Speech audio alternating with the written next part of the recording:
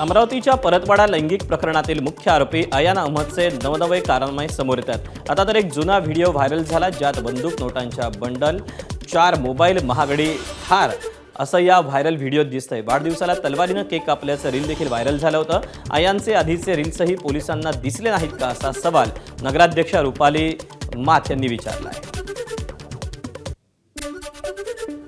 गुन्हेगाराचे आपण जे व्हिडिओ पाहत आहात त्या व्हिडिओमध्ये आपल्याला स्पष्ट दिसत आहे की याच्याकडे 4 आयफोन आपल्याला दिसत आहेत।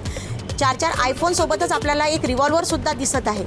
दुसरा व्हिडिओ आपण पाहिला तर त्याच्यामध्ये नोटाचे बंडल आपल्याला दिसत आहे। निश्चितच याच्या मागे कोणाचा तरी हात आहे। पोलीस प्रशासनाने यावर चौकशी करावी आणि प्रत्येक गुन्हेगारावर कठोर ती कारवाई करावी। ते व्हेकल कोणाची आहे आणि व्हेकलमध्ये जे काही मोबाईल आणि इतर सामग्री जे दिसत आहे, इन्क्लुडिंग एक पिस्टल म्हणून पण ते दिसत आहे, त्यांची पण मी जे आहे खात्री करणार आणि त्या संबंधित जे काही लोक आहे त्यांची जर काही क्रिमिनल इन्व्हॉल्वमेंट असा काही निदर्शनात आला तर नक्की त्यांच्यावर पण संबंधित कायदेशीर कारवाई आम्ही करणार।